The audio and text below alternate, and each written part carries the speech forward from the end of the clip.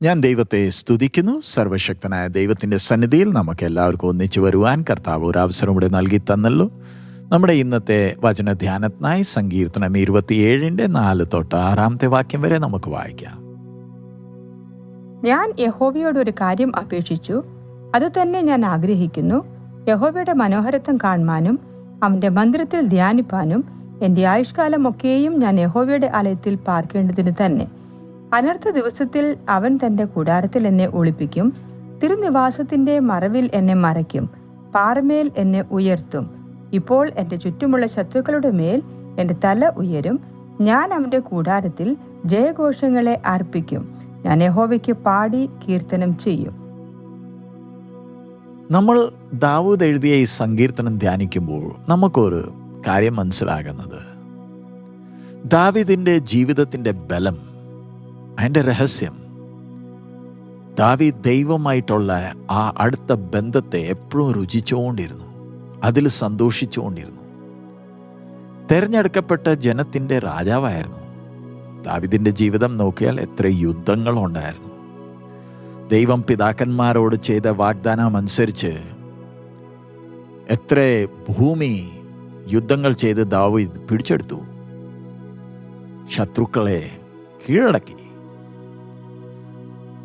രാജ്യത്തിൻ്റെ അകത്തും ഭവനത്തിലും രാജ്യത്തിൻ്റെ പുറത്തും എത്ര പ്രതികൂലങ്ങൾ ദാവീദിന് നേരിട്ടു. ദാവീദിൻ്റെ ജീവിതം നോക്കിയാൽ നമ്മുടെ ജീവിതം അത്രയും വ്യസ്തമാണോ, അത്രയും ബിസിയാണോ? ഇത്രയും പ്രതികൂലത്തിൻ്റെ മധ്യത്തിൽ, എത്ര ഉത്തരവാദിത്വത്തിൻ്റെ മധ്യത്തിലും ദാവീദിൻ്റെ ജീവിതം നോക്കിയാൽ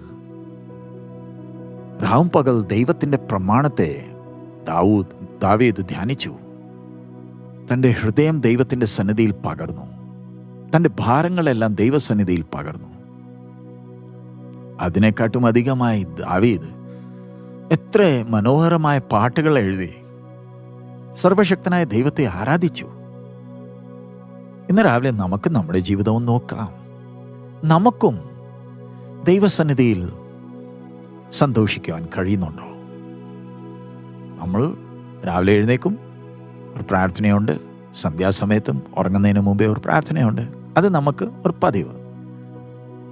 പിന്നെ ഞായറാഴ്ച സമയം മറ്റേ കൂട്ടുവിശ്വാസികളുടെ കൂടെ കുറച്ച് നേരം കൂടെ നമ്മൾ പാട്ട് പാടും, പ്രാർത്ഥിക്കും, ആരാധിക്കും, വചനം കേൾക്കും. അത് കഴിഞ്ഞിട്ട് നമ്മൾ നമ്മുടെ ദൈനിക ജീവിതത്തിൽ നമ്മൾ പിന്നെ ഈ ലോകത്തിൻ്റെ കാര്യങ്ങൾ നമ്മൾ വ്യസ്തരാകും. പിന്നെ നമുക്ക് ഈ ആഴ്ച മുഴുവനും ദൈവസന്നിധിയിൽ അത്രയും ചെലവാക്കാൻ കിട്ടുന്നില്ല. നമ്മൾ തളർന്ന് ഇരിക്കുക. നമ്മുടെ ആത്മീയ ജീവിതം, നമ്മുടെ ദൈനിക ജീവിതത്തിൽ നിന്ന് നമ്മൾ മാറ്റിവെച്ചേക്കുക. അതുകൊണ്ട് ക്രിസ്തീയ ജീവിതത്തിൻ്റെ ആ സന്തോഷമോ അതിൻ്റെ ആ രുചിയോ നമുക്ക് രുചിക്കാൻ കഴിയുന്നില്ല, അനുഭവിക്കാൻ കഴിയുന്നില്ല. യഹോവ ദൈവമായിട്ടുള്ള ഈ ബന്ധം ഇതൊരു ആചാരമല്ലല്ലോ, ഇതൊരു മതമല്ലല്ലോ, ചടങ്ങുകളല്ലല്ലോ. ഇത് നമ്മുടെ ജീവിതത്തിൻ്റെ ശൈലിയായി തീരണ്ടായോ? നമ്മൾ ചെയ്യുന്ന എല്ലാം ദൈവമായിട്ടുള്ള കൂട്ടായ്മയെ ആ പക്വതയിൽ എത്തിക്കുവാൻ വേണ്ടിയല്ലയോ ചെയ്യേണ്ടിയത്? ഈ ഭൂമിയിലുള്ള നമ്മുടെ ബന്ധുക്കളുണ്ടല്ലോ, നമ്മൾ അവരുമായിട്ടുള്ള ബന്ധം പുലർത്തുവാൻ എത്ര ശ്രമിക്കും, മെനക്കെടും. നമ്മൾ എത്ര മെനക്കെടുന്നോ അത്രയും ആ ബന്ധം അടുത്താകുന്നു. നമ്മൾ കർത്താവിൽ വളരുമ്പോൾ ഓരോ ദിവസം നമ്മുടെ ജീവിതത്തിൻ്റെ യാഥാർത്ഥ്യങ്ങളിലെയോ നമ്മളെ ഈ ജീവിതം പഠിപ്പിക്കുന്നത്. ഭൂമിയിലുള്ള ബന്ധങ്ങളെല്ലാം താൽക്കാലികമാ. നമ്മൾ ശ്രദ്ധിക്കണം. ലോകത്തിൻ്റെ ഈ കാര്യങ്ങളിൽ നമ്മൾ ബന്ധപ്പെട്ട് അതിൽ ബിസിയായിരുന്നാൽ നിത്യത നഷ്ടപ്പെട്ടു പോകുമോ? ദാവീദിൻ്റെ ജീവിതം ഒന്ന് നോക്കിയേ. എത്ര വ്യസ്തമായ ജീവിതമായിരുന്നെങ്കിലും, എത്ര ഉത്തരവാദിത്തങ്ങളുണ്ടെങ്കിലും ദൈവമായിട്ടുള്ള കൂട്ടായ്മയ്ക്ക് അതൊന്നും തടസ്സമായില്ല.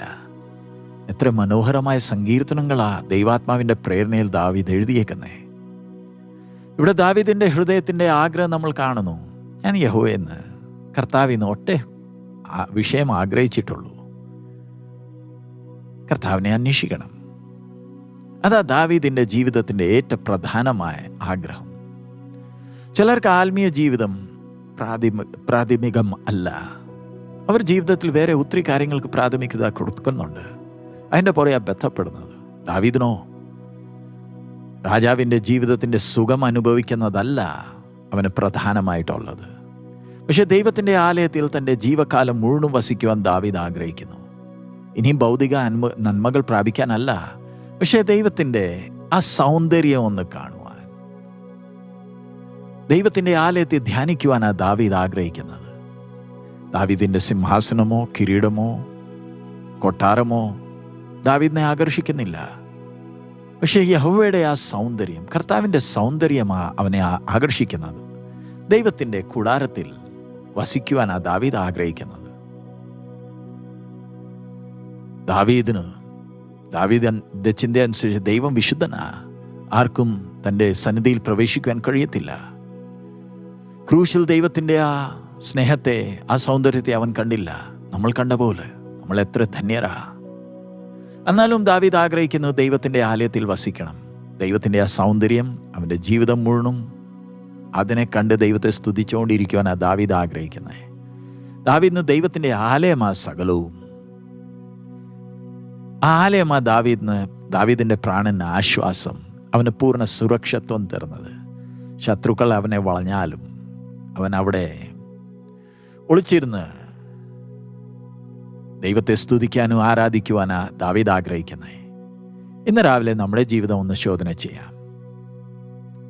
നമ്മുടെ ജീവിതത്തിൻ്റെ ആഗ്രഹം എന്താ? കർത്താവിനെ കൂടുതലായി അറിയാനാണോ?